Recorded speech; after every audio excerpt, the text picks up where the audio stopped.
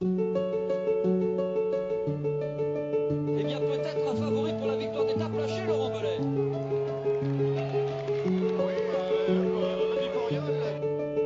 C'est gentil Thierry, pardon. On ne fait pas de vélo Thierry, hein, on voit bien. Il vient du foot le Thierry, on voit bien, on voit bien. Chute, chute, un coureur, Patrick. Un coureur est tombé dans le ravin, Patrick. Sur notre gauche, un coureur est tombé. Un coureur est tombé, il s'agit d'un coureur. Attendez, je vais regarder descendre de ma moto. Oui, je vais attendre. Je regarde bien Alex Zoule. Avec l'attaquant de Michel, là, c'est Nibali, le premier à sauter dans sa roue. Franck Schleck est juste derrière. Et Alberto Contador qui vient de partir. Lance Armstrong est lâché. Lance Armstrong est lâché. Et il est littéralement à pied, comme on dit, dans les milieux cyclistes, alors que tout le monde...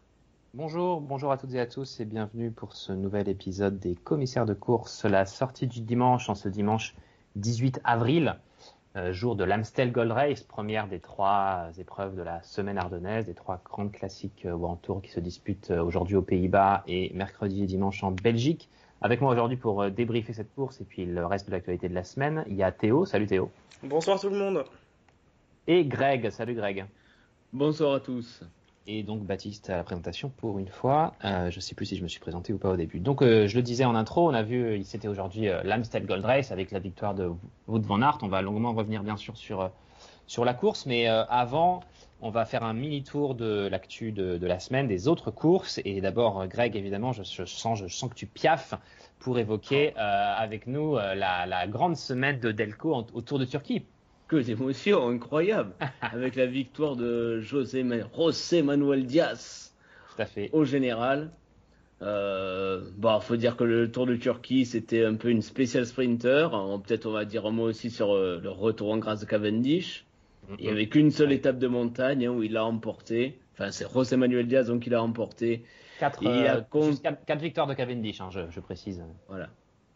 Et donc j'avoue que j'ai un peu fait de l'huile parce qu'il y avait qu'une seconde d'avance ce matin parce qu'hier évidemment Delco a raté les bonifs et c'est Jay Vine, le Swifter, c'est ça C'est ça. Il n'avait plus qu'une seconde d'avance, donc ça a été un petit peu tendu pour le sprint intermédiaire, mais finalement c'est la première victoire et c'est quand même mine de rien très important. Je pense que pour Delco ils ont un plus petit budget cette année et remporter une course d'une semaine comme ça, je pense que ça va leur faire du bien. Oui, c'est vrai que l'adversité n'était pas énorme pour surtout de Turquie, on va pas se mentir, mais pour Delco qui a vu en gros tous ses sponsors partir à l'intersaison et rejoindre Education First pour pas les citer, c'est une belle façon de montrer qu'il continue d'exister. Pendant ce front, du coup, s'il y avait si peu de monde en Turquie, c'est parce que il y avait les classiques en Europe, mais c'était parce que aussi il y avait en Espagne, là aussi sur un plateau un peu faible, on va pas se mentir, Théo, mais on a vu la Groupama FDJ faire quasi carton plein au Tour de Valence, qui devait avoir lieu en février puis qui avait été décalé à ces dates un peu à l'improviste.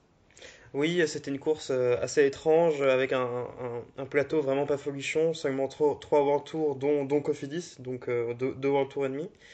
Sa chambre. Pim. Non, bon, bref.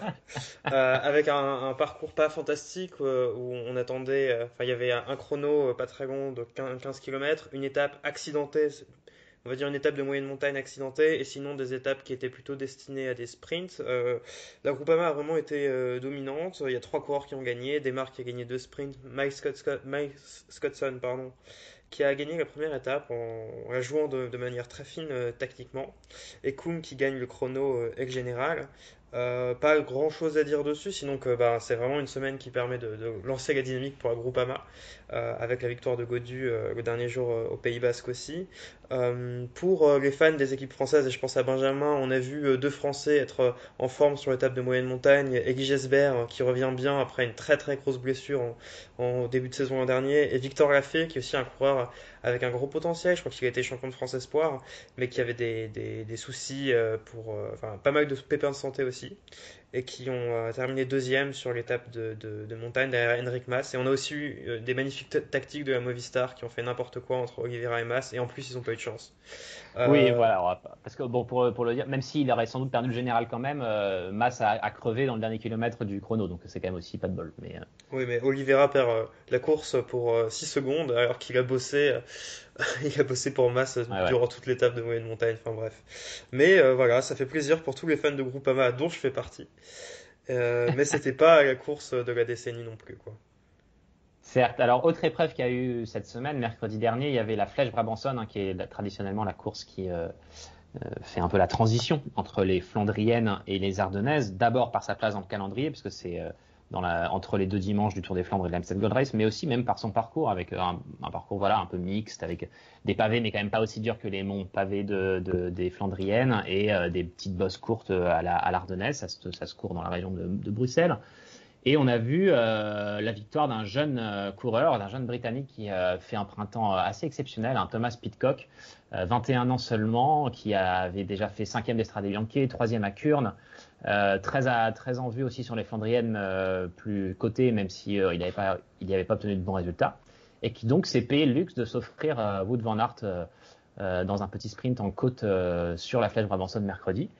Un duo Pidcock-Van Aert qu'on a revu aujourd'hui, les gars. Je sais pas, peut-être Greg, avec ce sprint, cette photo finish incroyable dans un mouchoir de poche entre les deux coureurs. Et finalement, cette fois, sur un sprint sur le plat, c'est Wout van Aert qui a quelque part un peu presque même sauvé son printemps, on peut quasiment dire ça, non, en remportant l'Amstel Gold Race. Oui, ça fera peut-être, oui, on pourra commencer à faire des bilans, je pense, bientôt sur la saison des classiques, mais comme tu l'as dit, donc c'était le retour de l'Amstel, puisque l'année dernière il n'y a pas eu d'épreuve, et c'était sur un circuit, et donc tu l'as dit, on aura finalement cette semaine eu 2 duels, Pidcock-Van Aert, et cette fois-ci, donc comme on a vu une photo finish, on a même eu beaucoup de temps finalement avant d'être sûr du vainqueur, mais c'est d'un rien, Van Aert a battu Pidcock au sprint. Alors peut-être qu'on reviendra après sur le déroulement de la course, mais ça prouve bien quand même, c'était les deux coureurs qui étaient les plus en forme cette semaine. Et Pidcock, voilà, faudra peut-être aussi en dire un mot qu'il ne cesse d'épater, et qu'autant mercredi, personne ne voyait battre Van Aert au sprint.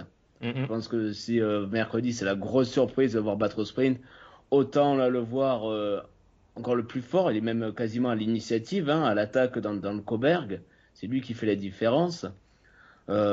C'était pas une surprise. Alors cette fois-ci, oui, Van Aert l'a eu, mais c'est d'un boyau, il faut d'un rien. Je pense que l'arrivée est 10 cm plus loin, et c'est Pidcock qui gagne. Carrément. Donc il est vraiment épatant. Et d'ailleurs, je me dis que c'est peut-être même pas forcément une mauvaise chose pour Van Aert d'avoir perdu à la Brabançonne. Parce que il s'est méfié et il a vraiment géré son sprint à la perfection, parce que ça revenait de derrière, et même si Pidcock le remonte à la fin, Van Aert se désunit pas, quoi. Donc il a vraiment fourni l'effort maximal. Alors c'est un peu compliqué, voilà, de tirer des plans sur la comète, mais moi je pense que sincèrement, à part les suiveurs du calendrier britannique, personne ne savait que Pidcock était aussi rapide que ça avant mercredi, et je pense que s'il n'y a pas ce finish là mercredi, Van Aert perd parce qu'il lance de trop loin aujourd'hui. Après, les coureurs qui viennent du cyclocross très souvent ont une bonne pointe de vitesse. C'est souvent une qualité qu'on retrouve chez les cyclocross même. Donc c'est pas non plus si surprenant que ça. Chez John Cadret par exemple. Ok, un point pour toi. Mais alors, tu parles de l'attitude de Wout van Aert dans le final. Effectivement, il y a quelque chose qui était d'ailleurs, on va reparler peut-être un peu plus aussi après du déroulement de la course, mais juste puisque tu parlais de ça, on a vu à un moment les trois, il y avait Sharman évidemment aussi dans ce trio qui s'était dégagé dans le final, on y reviendra. On a vu les trois un peu jouer au chat et à la souris. On a cru revoir à un moment l'épisode à la Philippe Fuglsang d'il y a 2 ans, et où c'était Mathieu Van Der Poel qui avait tiré profit de cette situation en revenant de l'arrière et en gagnant un sprint de quasiment 500 mètres. Et Van Aert a pris les devants, a assumé quelque part le poids du rythme, le poids d'être le favori dans ce trio-là, en se mettant devant et en assurant un rythme suffisant pour ne pas trop taper dedans pour lui, mais pour empêcher quand même le retour des coureurs derrière. Non, je sais pas si c'est comme ça que tu l'as lu aussi. Je sais pas, j'ai trouvé, et ça a été aussi noté par les commentateurs de France Télé, qu'au début, il a pas embrayé tout de suite. Et je pense que il a vraiment, je pense que Pidcock et lui se sont partagés à peu près à part égale la taille, pardon, la part du travail. Dans le dernier Euh, kilomètre. Ah, mais dans le dernier kilomètre, oui, oui, oui, il était devant. Mais je parlais d'un peu avant. Il se méfiait Hmm. plus ou moins d'une attaque de Sherman, mais en fait, il n'y avait Ouais. pas la topologie pour que quelque chose se passe Hmm, après, hmm, hmm. après les derniers monts, quoi. Mais effectivement, il a couru à l'économie, mais il pouvait pas se permettre de. Enfin, Pidcock n'allait jamais emmener, quoi. Donc, effectivement, oui, il a assumé dans le dernier kilomètre. Et j'ai envie de dire que maintenant, il a l'habitude, en fait. Parce que si on pense aux fins des Flandriennes l'an dernier et de toutes les courses cette saison, il est quand même arrivé pas mal de fois pour la gagne. Et il n'a pas gagné Alors, tant de fois que ça, quoi. et justement, tu me tends une perche que j'avais aussi tendue à Thibaut, à Greg, mais il ne l'a pas saisie, donc du coup, je te la retends à mon tour. Van Aert, ce printemps, il fait 4e d'Estrade Bianche, 2e de Tirreno Adriatico, 3e de Milan-San Remo, 11e du Grand Prix E3, il gagne Gand-Wevelgem, 6e du Tour des Flandres, 2e de la Flèche Brabançonne. Est-ce que avant de gagner aujourd'hui, son printemps était réussi ou pas? Est-ce que sa victoire aujourd'hui sauve son printemps? Alors que pourtant, ça paraît dingue, parce que là, ce que je viens de dénoncer comme palmarès, c'est énorme, mais finalement, ça manquait un peu de victoire à part Gand-Wevelgem quand même. Oui, bah, c'est vrai que on avait même, enfin, c'est assez trompeur parce que aussi, rappelez-vous, quand on commentait Tirreno Adriatico, on le trouvait plus fort partout, même dans les étapes les plus difficiles, quasiment même en montagne, c'était un des plus forts. Et c'est vrai que sans cette victoire-là, on aurait l'impression que c'était un peu, voilà, il est bon partout, mais il n'a pas, à part quand Wevelgem, il n'avait pas vraiment, il n'avait pas levé les bras, pardon. On a Une l'impression qu'il victoire n'arrive alors. pas à lâcher les autres. Je ne sais pas si vous avez remarqué ça. On le retrouve jamais tout seul. Voilà, il manquait peut-être un petit peu de punch, juste pour faire la différence et faire les différences sur les autres. Et alors que, enfin voilà, il y paraissait comme un des plus complets, que ce soit en contre-la-montre, que ce soit voilà, comme on l'a vu sur Tirreno, même des étapes de montagne, il était surprenant. Euh, donc vrai, tu as raison, le fait de dire qu'il était un petit peu, alors on le sentait, est-ce qu'il n'était pas un petit peu essoufflé d'avoir fait un si gros début de saison, et est-ce qu'il est plus, enfin, on a l'impression qu'il manquait, voilà, ce côté au sprint, de pouvoir être un tueur au sprint. Je pense qu'il était pas, on n'a pas vu assez de tueurs sur les dernières courses peut-être, alors qu'il était très impressionnant au tout début. Et Et puis, ouais, vas-y Théo. je pense que c'est aussi lié au fait que ben il s'éparpille un peu. Qu'est-ce que c'était ses objectifs cette saison? Enfin, sur ce début de saison, c'était se tester sur le général de Tirreno, c'était de gagner des sprints en World Tour, c'était d'être performant sur les classiques. Euh, il est très polyvalent, mais bon, on a vu qu'il n'est pas capable de faire tout ça en même temps à un très haut niveau, quoi. Et je pense que c'est aussi peut-être ça qui a pêché un peu chez lui dans cette campagne de classique, même si avec cette victoire aujourd'hui, bah, il termine sur une note positive. Très bien. Alors, pour revenir sur le déroulement de la course, donc on l'a déjà dit un peu en filigrane, mais pour rappel, donc en gros, il y avait donc en plus cette année avec le Covid un circuit répété à plusieurs reprises, une petite quinzaine, un peu moins, je crois, avec 3 bosses dedans, donc dont le fameux Cauberg, un circuit d'une quinzaine de kilomètres, ou un peu plus. Et sauf que donc le dernier passage sur le Cauberg, enfin la ligne d'arrivée n'était pas après le dernier passage sur le Cauberg, mais après donc ce dernier passage à une vingtaine de kilomètres de l'arrivée, il y avait un dernier tour de circuit qui est grosso modo, enfin, d'un autre circuit qui pour le coup était le même que les années précédentes depuis 3 ans, je crois maintenant, le même que celui par exemple où il y avait eu l'épisode Fuglsang contre Alaphilippe que je rappelais tout à l'heure. Et donc c'est dans le Cauberg que ça a vissé sérieusement. Vous en parlez tout à l'heure, et c'est dans le Cauberg et puis dans les kilomètres qui ont suivi que le trio Pidcock, Van Aert, Sharman s'est détaché. Un petit mot sur Sharman peut-être rapidement. Bon, au sprint, il n'a pas vraiment pu jouer face aux deux, mais il paraissait très fort dans les bosses, alors qu'en plus, il avait eu un problème un peu plus tôt dans la course, c'est qu'au Tour du Pays Basque, il avait un peu disparu de la circulation à la moitié de l'épreuve. Donc on devrait, comme souvent depuis ces dernières années, pas mal le revoir à son avantage sur la Flèche comme à Liège. Qu'est-ce que vous avez pensé tous les deux du déroulement tout simplement de la course? On a eu l'impression, moi à titre personnel, jusqu'à ce passage au Cauberg avant de l'arrivée, j'avais l'impression de voir un mauvais championnat du monde, quoi. Un circuit à répétition où il se passe pas grand-chose, où certes il y a des coups qui partent, il y a un peu d'animation, ça fatigue un peu tout le monde, mais j'ai envie de dire, personne n'y croit, quoi. On avait vraiment l'impression que de toute façon, c'était dans le dernier passage du Cobert que ça allait se passer, et puis le reste, c'était un peu des escarmouches, un peu pour rien, quoi. Bah oui, on a discuté un peu après la course. Effectivement, il n'y a rien de décisif qui s'est passé avant parce que le Cobert sur l'Amstel, ça écrase souvent tout. Mais bon, heureusement, on a quand même eu 30 minutes excitantes à la fin.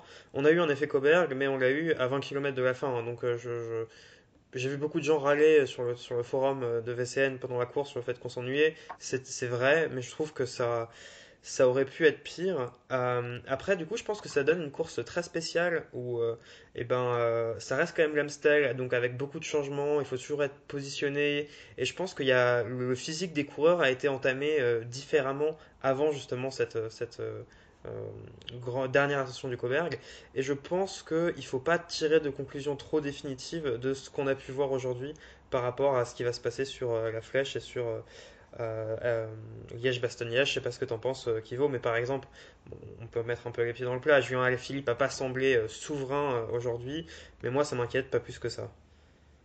Ouais, après, je trouve un petit peu sévère quand même, parce que moi j'ai vu des championnats du monde qui étaient beaucoup plus pénibles à suivre que cette course-là. Mais il y en a eu. Après, voilà, c'est une Ouais. course dure, mais aussi, voilà, après, on est dans une course de transition. On sent qu'il y en a certains qui sont un petit peu peut-être à bout de souffle. Tu parlais d'Alaphilippe, mais on sent qu'il manque un petit peu de punch, alors qu'il est sixième, c'est pas un si mauvais résultat. Je crois qu'il Au a jamais final, il a jamais fait mieux, hein, sur cette course, hein. C'est possible, tout à fait. hein, Je vais vérifier ça facile. tout de suite. Mais on sent il lui manque un petit quelque chose, hein, sur les démarrages. On a vu qu'il était toujours un petit peu en retard, qu'il avait toujours un petit peu un retard à combler. Et à l'inverse, à ceux qui montent en puissance, à Valverde qui est toujours Oui. là, hein, l'éternel. Quatrième en 2019. Ah oui, ouais. Donc c'est aussi, hein, enfin la spécificité aussi dans le calendrier que certains sont un peu en bout de course et d'autres arrivent en forme. Donc c'est aussi, je pense, une des qualités de la course. C'est aussi ce qu'on a vu aujourd'hui, que certains commencent à manquer de jus et que le démarrage, voilà, il y a un écart de 15 secondes qui est fait, mais finalement le groupe derrière n'a pas réussi à revenir. Alors on a vu aussi les Ineos qui étaient en nombre et qui ont un peu coupé les relais. Mais Ouais, mais les mecs, ils étaient pendus derrière, hein. Il y voilà, a- c'est ça. C'est que Je me suis demandé justement, et il y a plusieurs personnes aussi qui réagissaient sur le fait que UAE roulait pas, alors que ils avaient trois mecs et dont notamment Trentin qui allait très vite. Et Trentin, il fait 12 du sprint, et en fait, je pense qu'ils avaient juste pas les moyens de rouler. Même chose, les Groupama étaient 3, je crois que Alors, AG2R était 3. Euh, pff, tu tout. parles de UAE, je me permets de rebondir du coup là-dessus. Qui vous a le plus déçu aujourd'hui entre Alaphilippe, entre Hirschi ou entre Matthews par exemple, qui semblait très fort, notamment dans le Coberg. Il était troisième derrière les plus forts dans le Coberg, qui était un peu dans un fauteuil à un moment à l'avant en tant que plus rapide potentiellement au sprint, mais qui n'a pas réussi à suivre le trio quand il est parti et qui au final termine quatrième en réglant le premier peloton. Voilà. Trois coureurs qui auraient pu gagner l'Amstel aujourd'hui, trois coureurs qu'on attendait comme des favoris un peu sur cette semaine ardennaise aussi, et trois coureurs qui ont soit raté le coche, soit semblé peut-être en déficit de forme. Qui a été le plus décevant et qui vous inquiète le plus à l'abord de cette semaine ardennaise? bonne question. Après, Hirschi a tellement d'inconnus Hirschi,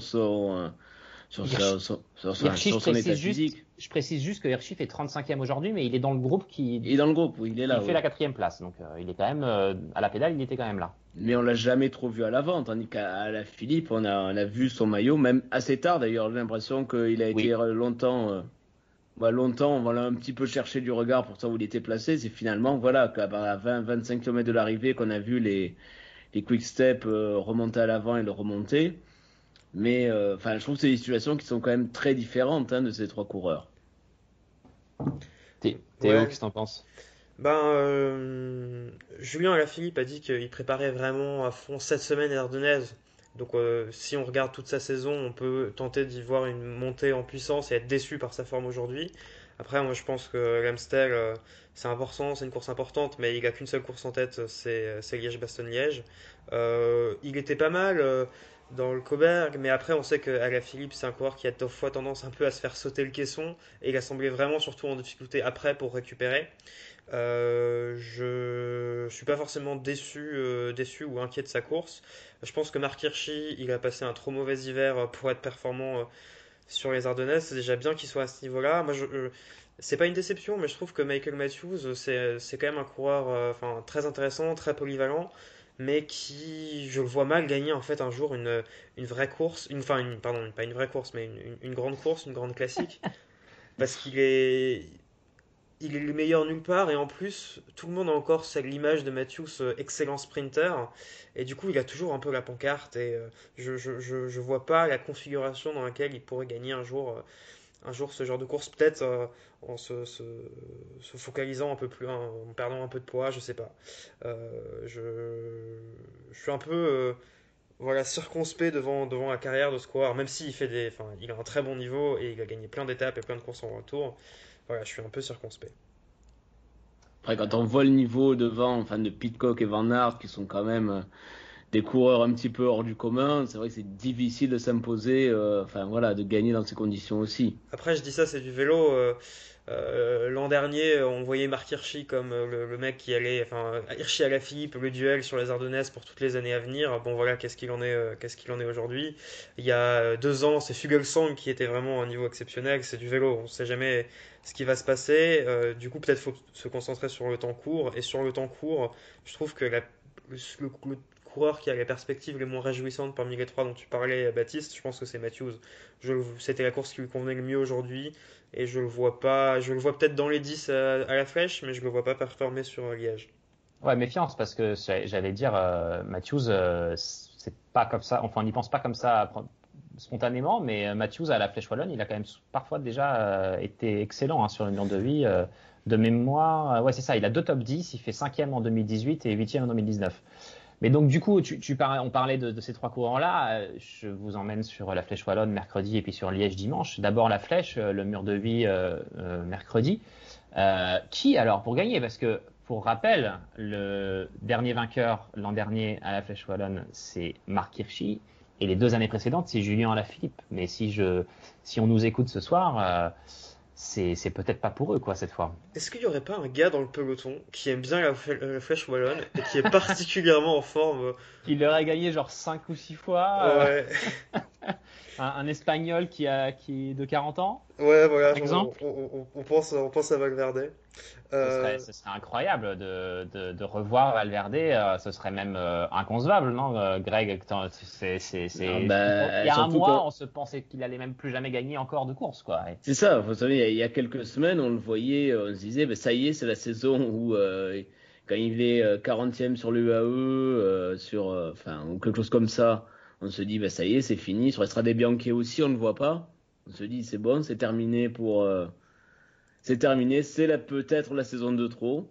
Eh ben, finalement, il est toujours là. Hein. C'est quand même une longévité impressionnante. On se demande quand il va s'arrêter. Il aura 41 ans dimanche prochain pour Liège. Mais il aura encore 40 ans mercredi. Vous savez qu'il y a quelqu'un, il y a un coureur qui a... Alors, Valverde, déjà, la dernière victoire de Valverde à la Flèche, il avait quand même déjà 36 ans et quasi 37. Mais il y a un coureur au 21e siècle qui l'a gagné encore plus vieux. Cadel Evans, je sais pas à quel âge il avait quand il a gagné. Non, il a pas. Il était plus pro à cet âge-là. Non, la Flèche. Pensez à la Flèche Wallonne, un coureur vieux qui l'a gagné plusieurs fois aussi. Non, vous le retrouvez pas? En italien? Rebellin. Davide Rebellin, tout à fait. Il a remporté à quasiment 38 ans en 2009, si je dis pas de bêtises. Ah, c'est vrai qu'il était si vieux déjà à cette 2009, époque. voilà. Devant Andy Schleck et Damiano Cunego, qui ne nous rajeunit pas. Et non, alors l'an dernier, par exemple, Hirschi avait devancé Cosnefroy et Woods. Voilà peut-être les coureurs qu'il faudra suivre demain, non? Évidemment, demain, mercredi. Après, en 2019, Alaphilippe avait lui devancé Fuglsang, mais Fuglsang, c'est un peu pareil cette saison. On le sent pas trop, non? Comme les Astana d'ailleurs, pareil, Lutsenko qui d'habitude était fort en début de saison. C'est un peu, il passe un petit peu au travers du début de saison là. Moi, je pense que ça va aussi se jouer Alors, ça peut paraître marrant parce qu'on dit souvent le mur de vie, c'est le meilleur qui gagne en haut, mais il y a quand même un peu de tactique. Ça dépend de où part le sprint. Par exemple, si enfin de où commence l'effort intense. Valverde, on sait qu'il aimait être très fort. Il Il passait connaît pas. par cœur. Oui, mais il accélérait souvent vers la fin quand ça devenait un peu moins dur et si ça part de plus loin, ça peut peut-être le désavantager. On se rappelle d'une année Carlos Betancourt qui était parti, mais genre à 800 mètres, qui avait terminé troisième, je crois, qui aurait pu gagner s'il avait été un peu plus parcimonieux. Moi, 2013. je vois bien, alors, je suis un peu chauvin, David Gaudu être très très fort sur la flèche. On se rappelle, lors de sa première année Possible. pro, il avait fait 9e aussi en attaquant. Il a jamais été aussi fort que maintenant. Il était bien aujourd'hui alors que c'était sa course de reprise.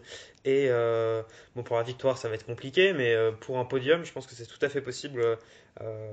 Il peut tout à fait, ou en tout cas, il doit viser le podium. Tu parles de Godu, je vais te parler d'un autre Français qui lui aussi était dans. Il y avait pas mal de Français dans le coup aujourd'hui, dans le peloton qui termine pour la 4e place là. On a Alaphilippe, on a Guillaume Martin, Aurélien Paré-Peintre, Clément Maturini, Rudy Mollard, Valentin Madoise, David Godu et Warren Barguil. Et je finis par lui parce que Warren Barguil l'an dernier, il avait terminé 4e au sommet du mur de vie, 4e de la flèche. Donc voilà un effort que lui aussi a priori maîtrise bien et qui pourrait lui convenir. Et ensuite, donc on a dimanche, évidemment, pour clore la semaine ardennaise, on a Liège-Bastogne-Liège.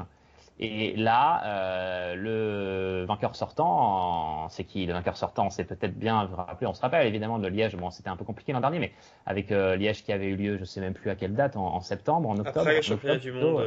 Voilà, le 4 octobre. Et avec Alaphilippe qui lève les bras en croix et qui se fait déclasser parce qu'il fait un peu n'importe quoi dans le sprint. Et du coup, une victoire qui revient à Primoz Roglic. Vous ne l'avez pas cité pour le mur de vie, mais oui, bon, quand même, c'est lui est-ce le que c'est pas favori, lui qui a l'énorme pancarte mercredi et dimanche, quoi? Ah, si, vu comme il s'est baladé aujourd'hui. Ouais, c'est vrai, c'était impressionnant, non, Greg? C'est vrai que, ce que j'allais dire aussi pour mercredi, le coureur qu'on a vu accélérer assez fort et faire un petit peu, même on a l'impression au moment de l'équipier pour Van Aert, c'était Roglic. Et vu ce qu'il a fait sur le Pays Basque, la masterclass qu'il a faite il y a quelques jours, forcément c'est un nom qui va revenir, il va être favori. Et le fait d'ailleurs que finalement Van Aert ait encore gagné, peut-être que ça lui laissera un peu plus le champ libre cette semaine. Et moi je vois très très fort et surtout il a l'air surtout un petit peu plus frais que beaucoup d'autres qui ont l'air un petit peu en bout de course. Et alors, voilà. Au Pays Basque, il a damé le pion à Tadej Pogacar. Est-ce que Pogacar, qui va lui aussi disputer la Flèche et Liège, qu'est-ce que vous pensez des chances de l'autre Slovène, du vainqueur du dernier Tour de France, sur ces deux épreuves-là? L'an dernier, il fait podium à Liège quand même. Alors, il fait podium à Liège, mais c'était dans une configuration particulière avec un post-Tour de France, avec pas forcément tous les spécialistes qui s'étaient préparés spécifiquement pour ça. Je trouve que Pogacar, un peu comme Gaudu, mais peut-être de manière moins marquée, il est pas très performant le premier jour d'une course. Cette année au Pays Basque, il était pas top sur la première étape. Il attaque, mais il fait pas beaucoup de différence. L'an dernier au Dauphiné, il commence, il est gâché. Il reste 10 personnes dans le groupe quand il est gâché et il termine, c'est un des meilleurs. Je trouve que sur les courses d'un jour, même si il est costaud, il peut jouer le top 5, il lui manque encore quelque chose pour jouer la gagne. Mm-hmm. Et autre coureur, peut-être juste à dire, c'est peut-être. Moi, je pensais aussi à un qui m'a un petit peu épaté aujourd'hui, c'est Carapaz.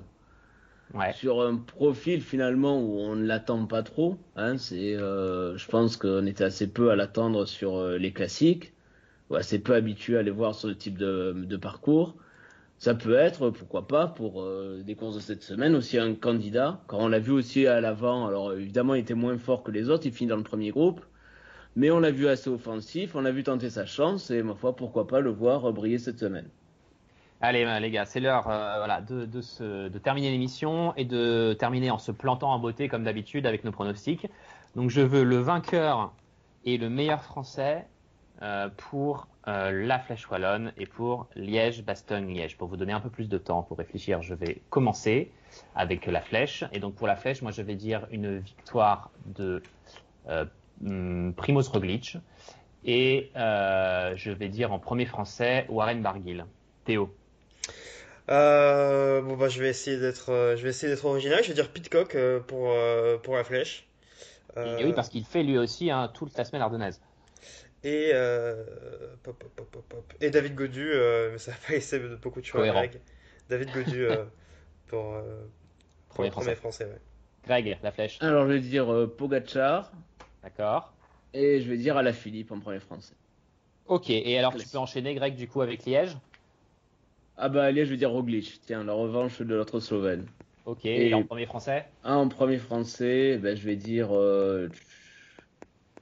Qui je vais te faucher? Ben, je vais dire Godu, tiens, pour le faucher à Théo. À Théo, à toi, alors pour Liège, qu'est-ce que tu vois? Je vois Charman qui gagnerait un peu à la Jungels.